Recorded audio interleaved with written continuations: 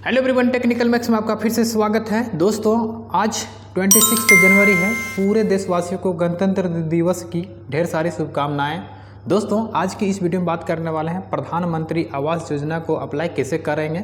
सारा चीज़ इस वीडियो में कंप्लीट प्रोसेस बताने वाले हैं। दोस्तों, यदि आप ग्रामीण क्षेत्र से बिलोंग कर रहे हैं और आपको प्रधानमंत्री आवास योजना का यदि लाभ नहीं मिला है तो दोस्तों इस वीडियो में पूरा कंप्लीट प्रोसेस बताने वाले हैं। कैसे आपको लेना है, क्या इसका एज लिमिट है, डॉक्यूमेंट्स क्या क्या लगेगा, कौन कौन लोग इसका अप्लाई करेंगे, सारा चीज़ आपको इस वीडियो में पूरा फुल प्रोसेस बताने वाले हैं। दोस्तों, बात कर लेते हैं हम लोग एज लिमिट का। दोस्तों, सबसे पहले आपका उम्र जो होना चाहिए 18 साल से 60 साल का उम्र होना चाहिए। और दोस्तों, जो भी इसको आवेदन कीजिएगा, जो लाभार्थी रहेगा वो एक महिला होना चाहिए। बात कर लेते हैं हम लोग डॉक्यूमेंट्स का। दोस्तों, जो लाभार्थी है उसका आधार कार्ड होना चाहिए, वो लाभार्थी के नाम में बैंक अकाउंट होना चाहिए, उसके राशन कार्ड होना चाहिए, जॉब कार्ड होना चाहिए और दोस्तों उसके एक कच्चा मकान होना चाहिए। और जो भी लैंड है उसका लैंड का पूरा ज़मीन का पूरा कागजात चाहिए। तो दोस्तों, इतने सारे डॉक्यूमेंट्स को क्या करना है, आपको जेरोक्स करा के रख लेना है। ठीक है, बात कर लेते हैं दोस्तों क्या क्या नहीं होना चाहिए आपके पास। यदि आपके पास होता है तो आप इसका प्रधानमंत्री आवास योजना का बेनिफिट्स आप नहीं ले पाएंगे। तो दोस्तों, सबसे पहले आपके पास पक्का मकान नहीं होना चाहिए, 2, 3, 4 पहिया वाहन नहीं होना चाहिए, कृषि उपकरण मशीन नहीं होना चाहिए, किसान क्रेडिट कार्ड यदि आपके पास है तो 50,000 से ऊपर लिमिट नहीं होना चाहिए, परिवार का कोई भी सरकारी कर्मचारी नहीं होना चाहिए, परिवार के घर में एसी, कूलर, रेफ्रिजरेटर ये सब नहीं होना चाहिए, 5 एकड़ से अधिक सिंचाई वाला ज़मीन नहीं होना चाहिए। यदि आपके पास इतना सारा चीज़ यदि नहीं है तब आप इस प्रधानमंत्री आवास योजना का बेनिफिट सब ले पाएंगे। दोस्तों, सबसे पहले प्रधानमंत्री आवास योजना को अप्लाई करने के लिए सबसे पहले प्रधानमंत्री आवास योजना का एक फॉर्म होता है। वो दोस्तों 4 फॉर्म होता है। 4 फॉर्म में जो फर्स्ट वाला फॉर्म है उसको आपको प्रिंट कर लेना है। ठीक है, इसका लिंक हम डिस्क्रिप्शन बॉक्स में दे देंगे और दोस्तों आपको ये भी बताएंगे कि दोस्तों कहाँ पर क्या क्या फॉर्म को फिल करना है।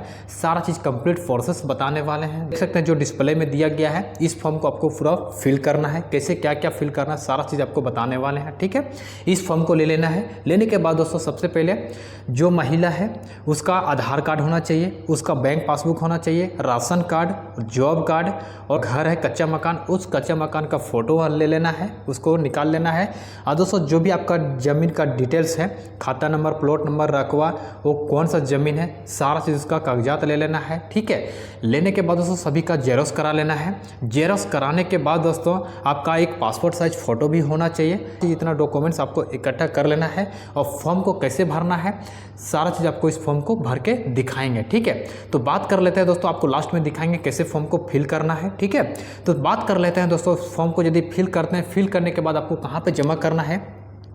तो सबसे पहले दोस्तों फॉर्म को फिल करने के बाद से पहले आपको ग्राम पंचायत में जाना है। पंचायत सेवक वहाँ पे मिलेगा। यदि आप पंचायत सेवक को या नहीं जानते हैं तो आपको ई मित्र मिलेगा। यदि आप ई मित्र को भी नहीं जानते तो जो भी आपका पंचायत के जो मुखिया होता है या पंचायत समिति होता है ना, उसके पास जाकर के इस फॉर्म को जमा कर देना है। जमा करने के बाद दोस्तों वो आपका पंचायत सेवक होता है उसको दे देगा और वहाँ से दोस्तों आपको जा कर के ब्लॉक में जमा कर देगा। जमा करने के बाद दोस्तों आपका वेरिफिकेशन के लिए आपके घर तक आएगा। यदि आपका वेरिफिकेशन तो यदि उसमें सही पाया जाता है तो आपको दोस्तों प्रधानमंत्री आवास योजना का 2 फॉर्म जमा किए हैं दोस्तों, उसको सिस्टम में कंप्यूटर में अपना अपलोड कर देगा ब्लॉक स्तर में। उसके बाद दोस्तों आगे फॉरवर्ड कर दिया जाएगा। जाँच करने के बाद दोस्तों फिर से आपको जियो टैग कर दिया जाएगा। जियो टैग करने के बाद दोस्तों आपके प्रोसेस हो जाएगा। ठीक है, तो दोस्तों बात कर लेते हैं फॉर्म को कैसे भरना है। प्रधानमंत्री आवास योजना का फॉर्म को सारा चीज़ आपको कंप्लीट प्रोसेस बताने वाले हैं। तो दोस्तों फॉर्म को कैसे भरना है, सबसे पहले आपको गूगल क्रोम ब्राउज़र में जाना है। वहाँ पे आपको सर्च करना है PMAY, आपको टाइप करना है। उसके बाद स्पेस दे करके आपको लिखना है फॉर्म PDF। ठीक है, इतना जैसे टाइप कीजिएगा दोस्तों आपके पास फॉर्म खुल करके आपके आ जाएगा। और जो फर्स्ट लिंक दिया गया है उसमें आपको PDF फाइल में क्लिक कर देना है तो आपके पास PDF फाइल में आपको डाउनलोड होके आ जाएगा। ठीक है, आने के बाद दोस्तों उसको सिंपल सी क्या करना है, निकाल लेना है। जो फर्स्ट वाला दिया गया है आपको आप दिखाते हैं स्क्रीन में। फाइनली दोस्तों इस तरह से प्रधानमंत्री आवास योजना का यहाँ पे फॉर्म आपको इस तरह से देखने को मिल जाएगा। यहाँ पे देख सकते हैं आवेदन फॉर्म है, आपको देखने को इस तरह से मिलेगा। ठीक है, तो देख सकते हैं दोस्तों पूरा फॉर्म आपको दिखा देते हैं किस तरह है। ठीक है। इस तरह से आपको फॉर्म देखने को मिल जाएगा। तो सबसे पहले दोस्तों स्क्रॉल कर जस्ट नीचे आ जाना है। तो जो भी आपका ग्राम पंचायत है वो ग्राम पंचायत का यहाँ पे नाम लिख देना है, ठीक है। ग्राम पंचायत समिति जो उसका नाम लिख देना है, ठीक है। उसके बाद दोस्तों जो भी आप जिस कैटेगरी में आते हैं, ठीक है, ST में, SC में, मैनेटरी में, OBC में जो भी आते हैं उसको सिंपल से यहाँ पे लिख देना है। यदि अदर में तो यहाँ पे अदर में फिल कर देना है, ठीक है। इस तरह का जो लाभार्थी है उसका यहाँ पे फ़ोटो चिपका देना है, ठीक है। इसके बाद यहाँ पे जो नीचे दिया गया है इसमें आपको फॉर्म कुछ भी लिखना नहीं है, उसको छोड़ देना है, ठीक है। इसके जस्ट नीचे आ जाना है, यहाँ पे देख सकते हैं। तो दोस्तों सबसे पहले जो भी है लाभार्थी आप महिला का ही नाम दें, उसका यहाँ पे पति का नाम लिख दें, ठीक है। उसके बाद यहाँ पे जो महिला का यदि मुखिया का जो नाम है यहाँ पे लिख दीजिएगा, ठीक है। अब यहाँ पे महिला का नाम लिख दिए, मुखिया का नाम। अब यहाँ पे जो आवेदक है ना, उसका परिवार का नाम क्या है, उस संबंध क्या लगता है वो लिख दीजिएगा, ठीक है।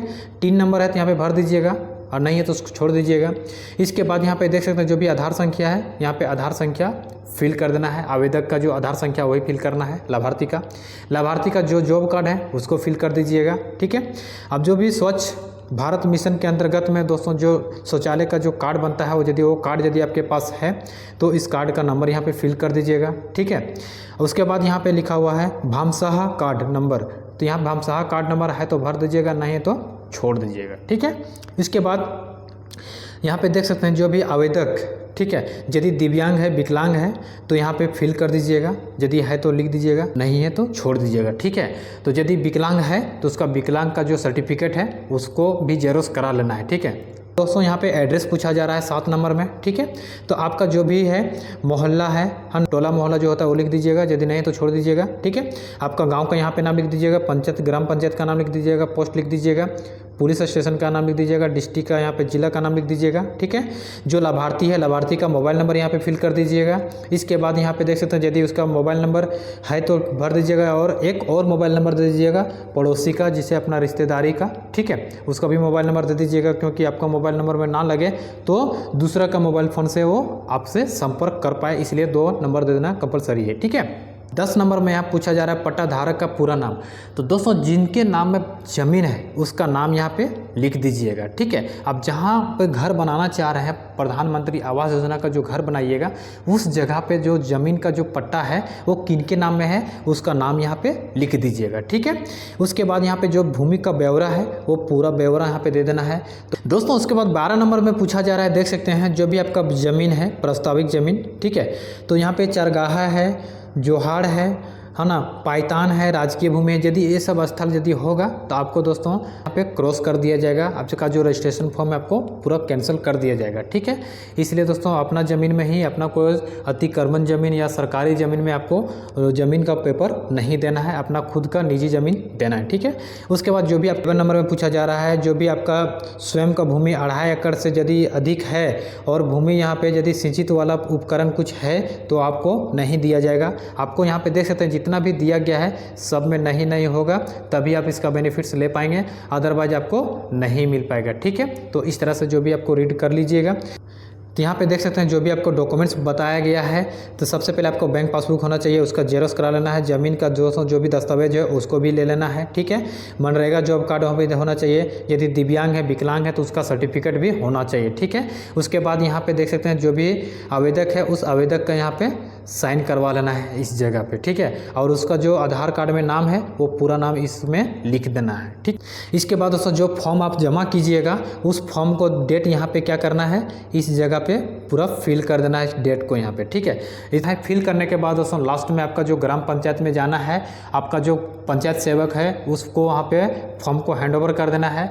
और दोस्तों यदि पंचायत सेवक नहीं जानते तो ई मित्र को जानते हैं तो उसको दे दीजिएगा। यदि उनके पास यदि पता नहीं है तो आपका जो पंचायत स्तर में दोस्तों जो प्रधान सेवक है, मुखिया या पंचायत समिति है, सरपंच, उसको यहाँ पे इस फॉर्म को जितना भी डॉक्यूमेंट्स है सारा हैंडओवर कर दीजिएगा, ठीक है। तो दोस्तों उस तरह से आपको फॉर्म को सारा चीज़ आपको ब्लॉक स्तर में ला करके जमा कर देगा। जमा करने के बाद दोस्तों आपको कुछ ही दिनों में वेरिफिकेशन करने के लिए आपको ब्लॉक स्तर से आएगा। और दोस्तों यदि आपका एलिजिबिलिटी सही पाया जाता है तो आपका दोस्तों यहाँ से जियो टैग कर दिया जाएगा, ठीक है। तो चलिए दोस्तों, आई होप आप लोग को ये वीडियो अच्छा लगा। वीडियो को लाइक कर दिए, अपने दोस्तों के साथ शेयर कर दिए।